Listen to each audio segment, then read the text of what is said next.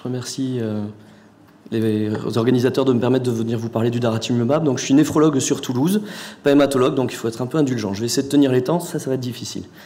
Donc, le daratumumab, vous le savez certainement, est un anticorps monoclonal, IgG-kappa, qui, du fait de sa haute affinité sur le récepteur CD38, va générer une cytotoxicité, soit anticorps médiés, soit cellulaire, que ce soit les cellules efférentes ou les macrophages, permettant ainsi de détruire les cellules plasmocytaires malades. On sait également donc, que ça constitue l'effet rapide de la molécule, mais la molécule aura également une capacité d'immunomodulation plus durable par stimulation et expansion clonale T qui permettra de prolonger la réponse. Alors, le daratumumab, vous verrez que dans l'amylose, et je vais en parler juste après, eh bien, finalement, se cale un petit peu à ce qui se passe dans le myélome. Et je vais vous faire du coup un peu une revue de la littérature, un historique, avant de parler de l'actualité dans ce domaine. Le daratumumab a vu, après quelques études, son autorisation sur le marché apparaître. Alors, je vais y arriver. Apparaître. Le pointeur, c'est quoi? C'est celui du haut? C'est ça? A vu son actualisation, donc son AMM apparaître en 2016 à la suite de Cyrus, donc qui est une étude qui s'adressait aux patients atteints de myélome en stade avancé, résistant aux inhibiteurs du protéasome et aux imides. Et le médicament a permis d'obtenir 30% de réponse avec une durée médiane de réponse de l'ordre de 7 mois, ce qui a permis d'obtenir l'AMM. D'autres études sont apparues, Castor, qui teste, alors c'est Pollux, Castor, qui teste en première rechute l'adjonction du daratumumab au Velcade et à la dexaméthasone. Le daratumumab, ici, a apporté, vous voyez, un bénéfice en termes de réponse. Et ce bénéfice, il est surtout présent chez les patients qui sont en première rechute. Vous voyez l'utilisation, ici, c'est la courbe du haut. L'adjonction du daratumumab permet d'obtenir une PFS bien meilleure que l'utilisation du Velcade et de la dexa seule. Pollux teste la même chose, c'est-à-dire en première rechute, où les auteurs donc, ont rajouté du daratumumab au Revlimid. Même action, même fait, on obtient une meilleure survie sans progression. À noter dans cette étude que l'adjonction du daratumumab a permis d'obtenir une maladie résiduelle négative chez 22% des patients, alors avec une sensibilité qui n'était pas extraordinaire à l'époque, qui était de 10 puissance moins 5, versus 4,6% chez le groupe traité par Revlimid et dexaméthasone seul. De fait, le médicament a obtenu l'AMM donc en première rechute dans le myélome. Depuis très peu de temps, on a le prix. Et d'autres études sont en train d'apparaître, Maya et Cassiopée, qui viennent d'être publiées récemment et qui permettent de proposer dès la première ligne, alors ça n'a pas encore l'AMM, mais on imagine qu'il y aura une extension d'AMM assez rapide, d'utiliser le daratumumab associé à Revlimid en première ligne ou encore associé au VTD chez les patients éligibles à l'autogreffe. Dans l'amylose, on part du postulat que le daratumumab est efficace parce qu'il y a des récepteurs CD38. Ça a été bien montré par l'équipe ici de Schekinger, on va y arriver, excusez-moi, de Schekinger, qui a montré une surexpression du récepteur CD38 sur les plasmocytes amyloïdogènes, avec une expression qui était d'autant plus importante que le patient était dit de mauvais pronostic. En gros, quand il y a une surexpression de CD138, eh bien, c'était souvent corrélé à des patients un peu plus graves, et notamment sur le plan cardiologique. De fait, les premières études ont découlé du myélome. On a dit, il y a un médicament, on va le tester, ça a l'air d'agir, et donc les premiers papiers sont arrivés. Ce premier papier de la Mayo Clinic teste donc décrit 2 patients graves, réfractaires au bortezomib et au lénaludomide, avec une bonne réponse et une bonne tolérance. On découlé de nombreuses études que je vous ai résumées dans le tableau suivant. Vous voyez que la plupart des études sont monocentriques, avec l'utilisation du daratumumab en monothérapie. Ce sont des études rétrospectives, chacun a décrit son expérience, assez récente, vous le voyez, entre 2015 et 2017-2018.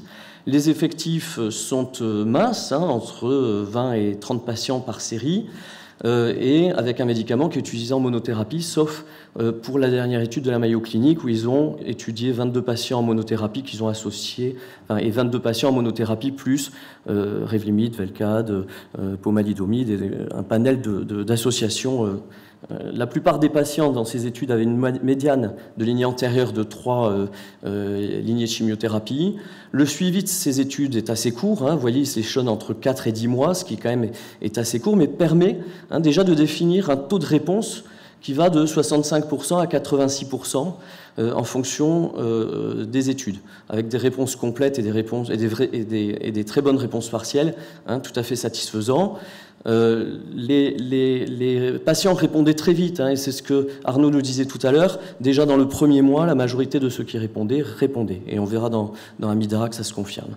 Les effets indésirables étaient assez minces, pas mal d'effets indésirables de niveau 1 ou de niveau 2, c'est-à-dire liés essentiellement à des réactions au moment de l'infusion du produit, mais peu de réactions de niveau 3, et surtout, lorsqu'il y avait des décès, c'était des décès liés à la progression de la maladie. Les réponses d'organes étaient difficiles à évaluer parce que simplement le suivi est assez court, et donc on n'a pas le temps de considérer la réponse d'organes. Vous voyez que ces études sont très cohérentes. Elles montrent une rapidité de la réponse, elles montrent une durée de la réponse, et on peut dire déjà quand même que globalement, on a l'impression que la réponse est meilleure que dans le myélome, où je vous ai dit, chez ces patients qui sont un peu réfractaires à tout, c'est 30% de réponse. Là, on est plutôt à des taux de 60, 65, 70%. Avec des effets indésirables qui sont peu nombreux. Vous le voyez, je vous ai repris ici le tableau de la dernière étude de la Mayo Clinique, où il définissait essentiellement des réactions à l'infusion, des neutropénies, des thrombopénies, ce qu'on voit volontiers dans l'utilisation du médicament, notamment dans le myélome. Et donc de ces études, ont découlé la première étude prospective, italo-française ou franco-italienne, étude de phase 2, donc qui ont permis, Amidara, qui a permis d'inclure 40 patients, 35 Français et 5 Italiens, destinés à des patients atteints d'amylose avec atteinte d'organes. Ont été exclus de l'étude les patients les plus graves, c'est-à-dire avec une cardiopathie en stade 3B, selon le score de la Mayo Clinique, et ceux qui n'étaient pas évaluables sur le delta de chaîne légère, puisque ça permettait quand même d'avoir une réponse hématologique en regard. Le protocole testé était comparable à celui de la Mayo Clinique, comparable à celui testé dans le myélome, c'est-à-dire l'utilisation de daratumumab toutes les semaines pendant 8 semaines, puis tous les 15 jours pendant 8 semaines, puis tous les mois pendant 8 semaines, et on s'arrêtait donc au bout de 6 cycles, c'est-à-dire au bout finalement de 6 mois de traitement. 40 patients étaient inclus, la médiane d'âge était de 69 ans. Comme dans les autres études, finalement, ils avaient eu en moyenne 3 lignées de chimiothérapie avant d'aboutir à l'utilisation du daratumumab. Vous voyez que l'atteinte cardiaque représente plus de 2/3 des patients, et l'atteinte rénale également était présente chez 63% de ces patients. Durant la période de l'étude, donc pendant les 6 premiers mois, on a constaté 3 décès, 2 par progression cardiaque de la maladie et 1 sur un adénocarcinome pulmonaire. 3 décès sont survenus après la fin de l'étude sur des progressions, et 3 patients ont dû arrêter le traitement parce qu'ils progressaient au cours de la maladie, au cours du traitement. 240 événements indésirables ont été reportés, pour l'essentiel des événements indésirables de bas niveau, liés à une réaction au moment de l'infusion, ce qui finalement est assez bien corrélé avec ce qui a été montré dans les études rétrospectives. Peu d'événements indésirables graves, des rash, des pneumopathies ou des leucopénies ou encore de l'hypotension, et puis essentiellement des événements liés à la progression de la maladie et l'atteinte cardiaque, les bradycardies, les hypotensions pouvant être attachées à cette évolution. Si on regarde, c'est ce que Arnaud nous expliquait tout à l'heure, si on regarde la réponse hématologique, elle est assez rapide, puisque dès la première injection, on constate une réponse de l'ordre de 50%, avec, vous voyez, un taux de réponse complète ou de très bonne réponse après la première injection, c'est-à-dire dans les 8 premiers jours, qui est de 42,5%, ce qui est très rapide. À 6 mois ou au moment de la dernière évaluation, on était à un taux de réponse globale de 65%. Sur la réponse hématologique. Et sur la réponse d'organes, vous voyez, 33% des patients avaient déjà baissé leur pro-BNP de 30% et 53% avaient diminué leur protéinurie de 30% à 21 mois de suivi, donc à distance de la fin des traitements. Aucun facteur prédictif n'a malheureusement pu être mis en évidence dans cette étude, que ce soit l'utilisation des chimios antérieures, la présentation clinique ou le type d'atteinte. Au cours du suivi, 18 patients donc, étaient répondeurs en fin d'étude et 4 ont progressé, ont récidivé en médiane à 7 mois de l'arrêt des traitements. On a très peu de données en dehors de ça sur les associations avec d'autres traitements. Le daratumumab en association dans les rechutes a été donc analysé dans l'étude de la Mayo Clinic, où vous avez 22 patients, mais globalement on ne sait pas très bien ce que ça fait. Je vous ai reporté un cas clinique pouvant montrer les difficultés de gestion un peu de ce type de patient. La patiente a 62 ans, donc on est jeune, hein, Arnaud a 62 ans, je t'assure. Elle bénéficie du fait de l'atteinte cardiaque d'un traitement par VCD. Les chaînes légères diminuent, le pro-BNP est relativement stable, et puis les chaînes légères commencent à stagner. Vous le voyez ici, aux alentours de 50 mg par litre, et puis le pro-BNP commence à gentiment monter.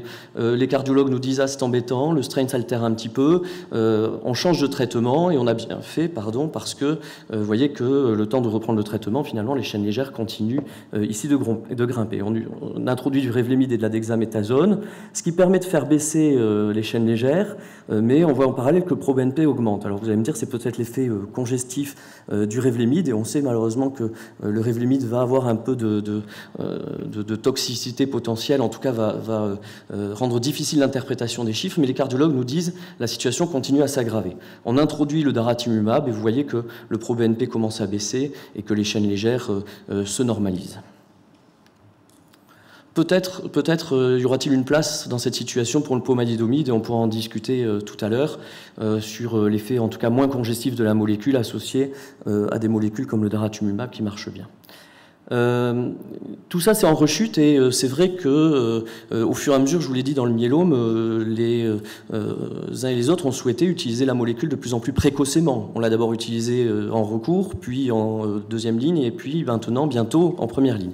Bien dans l'amylose, finalement c'est pareil, et une étude qui s'appelle Andromeda a permis, en tout cas est en cours, puisque les inclusions vont se terminer ou se sont terminées ces derniers jours, va permettre de répondre à la question du daratumumab en première ligne. Donc je vous présente cette étude, c'est une étude de phase 3 ouverte, internationale, multicentrique, randomisée, qui est basée sur le postulat que le VCD classique ne permet pas d'obtenir une réponse tout à fait satisfaisante, puisque on est entre 62 et finalement, en certaines études, 80% de réponses sous VCD. Et donc l'étude de test chez les patients atteints d'amylose de stade 1, 2, 3A, en excluant les 3B et les 4, pose la question de la comparaison du daratumumab associé au VCD par rapport au groupe VCD, avec le groupe sous daratumumab qui aura un traitement de maintenance de maximum 2 ans. On attend 360 patients, 180 dans chaque bras. Je vous dis, les inclusions sont en train de se terminer. On aura des réponses pour cette étude, je pense, d'ici les 2 ans qui viennent. Alors, il y a eu quand même sur cette première étude une communication orale assez intéressante dans l'EHA qui finalement analyse ce qui peut se passer avant, c'est-à-dire les études de safety, où il y a eu une première étude proposée, donc vous le voyez, à 28 patients, avec des critères d'inclusion qui sont les mêmes, c'est-à-dire une amylose avec atteinte d'organes, non traitée, de novo, en première ligne, et du stade 1, donc on oublie le MD au stade 1, au stade 3A du score de la Mayo Clinic. Et donc on a testé chez ces 28 patients l'utilisation du daratumumab associé au VCD, avant de s'engager finalement dans l'étude suivante. Les premiers résultats sont assez encourageants, puisque vous le voyez, 54% des patients ont atteint une réponse complète ou quasiment complète, et on est en VGPR plus en réponse complète pour 82% de ces patients, avec une rapidité ici d'évolution, avec une réponse très rapide, puisque vous voyez que les premières réponses apparaissent dans les premiers jours, et finalement la VGPR est atteinte quasiment avant le premier mois. On notera quand même 4 décès par progression, et parce que ces patients, je pense, sont sortis de la phase initiale de l'essai par autogreffe, puisqu'aux États-Unis, ils proposent encore des greffes.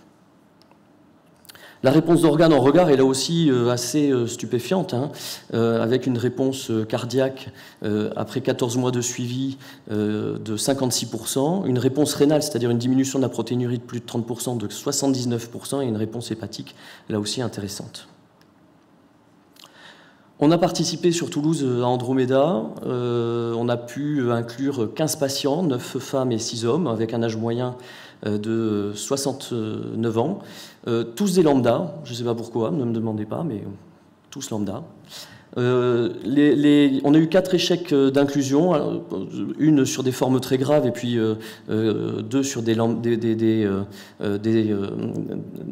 delta des chaînes légères qui n'était pas assez significatif.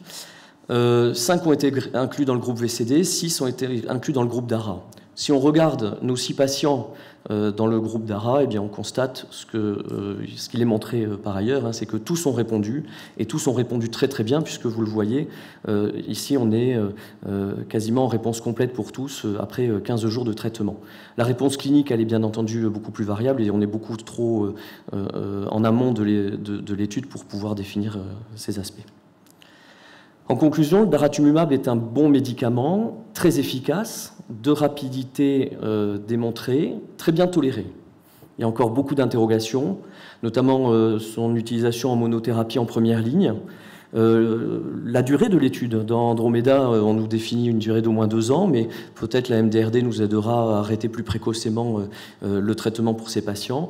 Et puis, on continue bien entendu à exclure de ces études les amyloses graves en stade 3B ou 4, alors même qu'il y a probablement un intérêt, et Arnaud nous a dit qu'un essai allait arriver avec l'utilisation du daramonothérapie chez ce profil patient. Je vous remercie de votre attention.